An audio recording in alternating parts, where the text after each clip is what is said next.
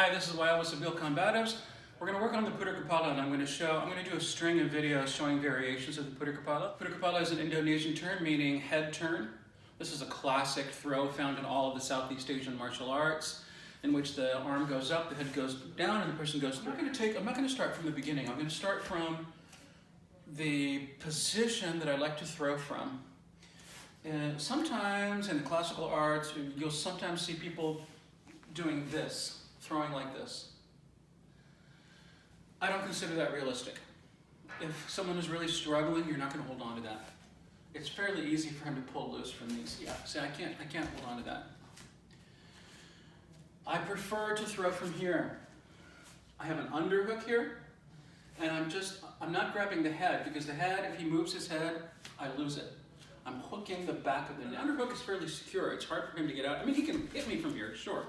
But as far as just getting out of the underhook, that's much, much harder than just getting free of a wrist grab. Now, how we get to that depends on the attack. If it's a circular attack, then I'm just going to step in. This is a hit with my elbow here, and then I underhook, and there it is. The first thing we always do is a knee to the face, always. You can't bring someone down into your lower body without striking, because otherwise you're just inviting a takedown. If I just bring him in, he takes my legs, and I'm going down. Right? If he throws a straight strike and I step to the outside here, then I need to throw something with the left, whether it's a punch or a palm or even an elbow, because then I use that arm to sweep his arm out of the way as I enter with a covered strike on the other side. So I hit, sweep that out, enter with a covered hit, and there I am, and I throw the knee to the face. If I go to the inside, it gives me a straight punch. I go to the inside, same thing. I just enter, boom. Or if you're worried about that, you can jam that up. If you're, that's always a concern when you go to the inside. So I go to the inside, I jam that up, and then I enter. And here I am. If he throws an elbow, I'll just pass that, throw that hit, and there I am. Right, so let's do that slowly. Slow it down, pass from underneath, strike, sweep that out of the way, and there you are, throw that knee. Now when it comes to throwing the knee, you can't just muscle him down into the knee, because you're working against the core, which is fairly strong.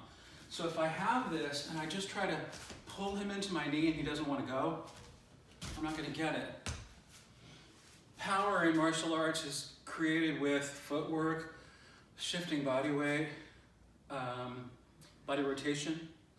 So I'm just going to use a little bit of footwork. Once I'm in here, I use that footwork, boom, and there he goes. Right? And it also serves the function of getting me out of the way of his knees or his other arm. So I'm here, boom, I get that knee strike. You don't want to just muscle him through. It's hard if they're resisting. We need to unbalance the other person, just like everything in martial arts, right? You always unbalance the opponent. There are basically two ways to do that. Now, throwing that knee strike, I can move back, pulling on his head and causing him to fall forward. And as he starts to fall forward, I spin him through. Or I can do what Guridan and Osanto calls walking the base. This is not my favorite variation, but from this knee strike here, I walk across his base. I step in and I compromise his balance that way. And then he goes through from there. The advantage is that he has less distance to travel because I've already made part of the journey for him, right? I'm trying to bring him through here. So if I step this way, now he doesn't have to go as far. I've covered part of the circle for him. The disadvantage is that you don't get, in my opinion, as powerful a throw, and the person may not even go down all the way. You walk the base, you might just get this. So they might not even go down all the way, which is fine. I mean, we have options from here. We can strike here. We can take this arm and yank him over this way, or just let him fall into a break right here. But in general, I prefer moving backward, unbalancing the person backward, and so that's what I'll be showing in. So that's what I'll be showing in these videos. Now, if you imagine a clock face lying on the ground in front of me, say I'm standing at 6 o'clock. No, you can stay right there, Bruce. I'm standing at 6 o'clock, Bruce is at 12 o'clock. Right? The clock is right here on the ground. 3 o'clock is there, 9 o'clock is there. I can bring him through to 6 o'clock, which would be right at my feet. Or I can throw him through to more like 7 or 8 o'clock. We'll call it 8 o'clock. There are some like 4 or 5 o'clock variations, but I'm not really crazy about those. I like the 6 o'clock. In order to get the 6 o'clock, I have to apply an equal amount of pressure to the arm and the head. So I'm here, regardless of how I got here. I throw the knee. I step back to unbalance him. I'm working the arm and the head equally so that he ends up sitting at my feet. His head is braced against my thigh. Right here. That's exactly what I want. Now you see he came out like this, right? Because the arms cross. This is a Maphilindo variation. So he was here. We uncross these. 1, 2, 3, using my knee as a backstop. And then from here, maybe the simplest variation from here is to break the arm. I'm going to break it on this thigh.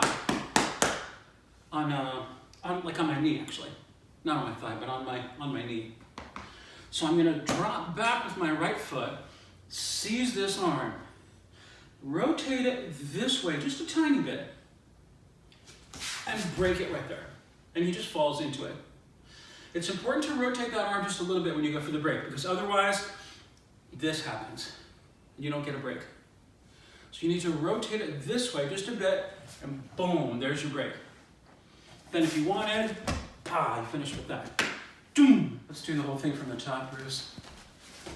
We'll do it off straight punch, sure. 1, 2, 3, 4, 5, 6, 7, 8, 9. All right, thanks very much. Next video, I'll show another variation of the Kepala.